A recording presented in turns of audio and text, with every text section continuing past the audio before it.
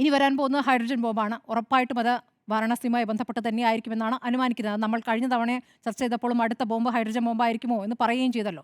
അപ്പോൾ വാരണാസിയുമായി ബന്ധപ്പെട്ടാണോ അവിടെ പെട്ടെന്ന് കഴിഞ്ഞ തവണത്തിൽ നിന്നും ലക്ഷങ്ങളുടെ വോട്ട് കുറഞ്ഞുകൊണ്ട് മോദിക്കുണ്ടായ ജയം അതിനെയാണോ, അതിൻ്റെ തെളിവുകളാണോ ലഭിച്ചത്? തെളിവുകൾ കിട്ടിയിട്ടുണ്ടെന്ന് പറയുന്നുണ്ട് അദ്ദേഹം. തെളിവുകൾ തൻ്റെ പക്കലുണ്ട്. പക്ഷേ അതിനൊരു അടിത്തറ വയ്ക്കാനുള്ള ചില കാര്യങ്ങൾ കൂടിയുണ്ട്. അതിനെടുക്കുന്ന കാലതാമസം എന്നാണ് അദ്ദേഹം വിശദീകരിക്കുന്നത്. നോക്കൂ, ഇതിനുശേഷം തിരഞ്ഞെടുപ്പ് കമ്മീഷൻ മാധ്യമങ്ങൾക്ക് വാർത്താക്കുറിപ്പായിട്ടാണ് വിവരം വന്നതെന്നാണ് ഞാൻ മനസ്സിലാക്കുന്നത്. അതിൽ വേറെ പ്രതികരണമല്ല. ആ പ്രതികരണം പറയുന്നത് ഈ തരത്തിൽ വോട്ടുകളുടെ സാധ്യമല്ല എന്ന് മാത്രമാണ് പറയുന്നത്. അങ്ങനെ പറയുന്നത് ഒരു കൃത്യമായ മറുപടിയാണോ എന്ന് ചോദ്യമുണ്ട്. ബി.ജെ.പിയുടെ പ്രതികരണം വരുന്നു, പൂത്തിരി കത്തിക്കുകയാണെന്ന് പറയുന്നു. ഈ പറയുന്ന അനുരാഗ് ഠാക്കൂർ നേരത്തെ രാഹുലുമായി ബന്ധപ്പെട്ടും വാർത്താസമ്മേളനം നടത്തിയതാണല്ലോ. അതിൽ വയനാട് മണ്ഡലവുമായി ബന്ധപ്പെട്ടും പറഞ്ഞതാണല്ലോ ചില കാര്യങ്ങൾ.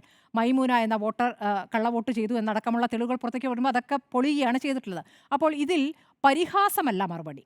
പരിഹാസം ഒരു മറുപടിയല്ല. കൃത്യമായ ചോദ്യങ്ങൾ അങ്ങോട്ട് ചോദിക്കുമ്പോൾ കൃത്യമായ മറുപടിയാണ് ഇങ്ങോട്ട് വരേണ്ടത്. ആ മറുപടി കിട്ടുന്നില്ല എന്നുള്ളതാണ്. ഇന്നുമുണ്ട് UQ JJW എന്നൊക്കെയുള്ള പേരുകൾ ഇന്നും അഡ്രസ്സിൽ കാണാമായിരുന്നു. അതും സംഭവിച്ചിട്ടുണ്ട്. അപ്പോൾ ബുള്ളറ്റ് പ്രൂഫ് തെളിവുകളാണ് ഇത്. ഇലക്ഷൻ കമ്മീഷൻ ഇതിൽ ഒരാഴ്ചയാണ് സമയം പറഞ്ഞിരിക്കുന്നത്. ഒരാഴ്ചയ്ക്കകം ഇതിൽ മറുപടി നൽകാൻ തയ്യാറാകണം എന്നാണ് പറഞ്ഞിരിക്കുന്നത്. അപ്പോൾ ഈ വോട്ട് ഡിലീറ്റ് ചെയ്യാൻ ഉപയോഗിച്ച ലോഗിൻ IP, മൊബൈൽ നമ്പർ കിട്ടിയാൽ ഈ നെറ്റ്വർക്കിനെ കണ്ടെത്താം. അത് ചെയ്യുമോ എന്നുള്ള ചോദ്യത്തിന് എന്താണ് മറുപടി പറയാത്തത്?